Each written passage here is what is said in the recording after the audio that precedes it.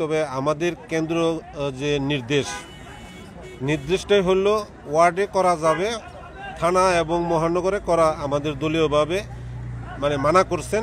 ওয়ার্ডে গণ ইফতার করার জন্য বলছে, মানুষকে নিয়ে এবং সাধারণ মানুষকে সম্পৃক্ত করে তারপরে ইফতার করার জন্য আমাদেরকে বলছে। আমরা ওইভাবেই কাজ করে যাচ্ছি। আমাদের অন্য যে নেতাকর্মীরাও করতেছে, বিভিন্ন জায়গায় দেখা গেছে এখন গাজীপুর সদরে হচ্ছে, আবার হয়তো এখন বাসনে হচ্ছে, আবার আপনার টঙ্গীতে হচ্ছে, গাছাতে হচ্ছে। তা আমরা তো আর এক টাইমে সব ইফতারে অংশগ্রহণ করতে পারতেছি না।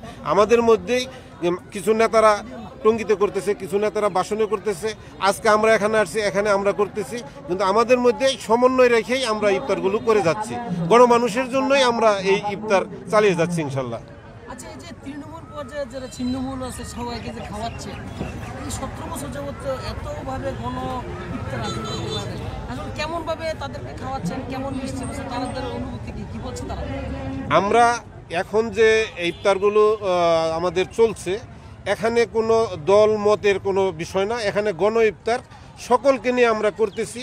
বিগত সময়ে যে ফেসিবাদ এখানে কায়েম হয়েছিল, ফেসিবাদরা যেভাবে ইফতারের ব্যবস্থা করেছিল সেটা তো আমরা অবগত না। আর আমরা তো কোনো ইফতারের ব্যবস্থা করতেই পারি নাই, আমাদেরকে করতেই দেওয়া হয় নাই। আমরা আয়োজন করছি, ডেক ধরে নিয়ে গেছে, গরু জবাই করছি, মাংসর এই ধরে নিয়ে গেছে গা। তা আমরা বিগত দিনের বিষয়গুলো আসলে অবগত না।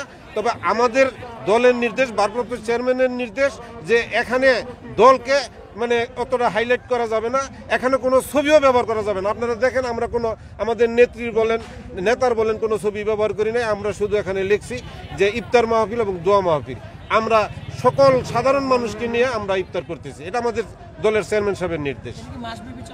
ইনশাল্লাহ মাসব্যাপী চলবে আমাদের ইফতার। আমরা এবার একটু দেশের ইস্যু নিয়ে প্রশ্ন করব। ছোট্ট শিশুর নাম যে আসিয়া, সে মারা গেছে আজকে। আইন শৃঙ্খলা বাহিনীর প্রতি বা আমরা দেশবাসীর পক্ষ থেকে আবেদন করব যে এই যে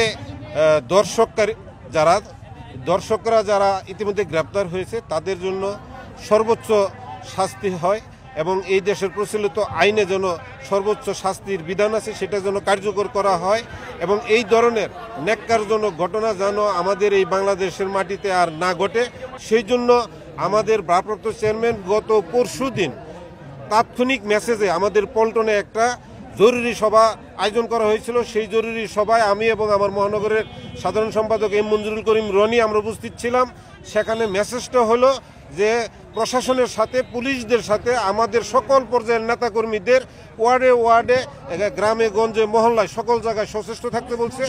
যে ফেসিবাদরা এবং আওয়ামী সন্ত্রাসীরা, যুবলীগ ছাত্রলীগরা এখনও যদি তার আত্মগোপনে থাকে, কিন্তু তাদের কিছু দোসররা আছে মাঝে মধ্যে, তারা এই সকল অপকর্ম, চুরি, ডাকাতি, রাহাজানি এবং ধর্ষণের মতন কাজ ঘটাইতেছে, এগুলো যেন না ঘটাইতে পারে। আমরা সেই জন্য সচেষ্ট আছি। ধন্যবাদ।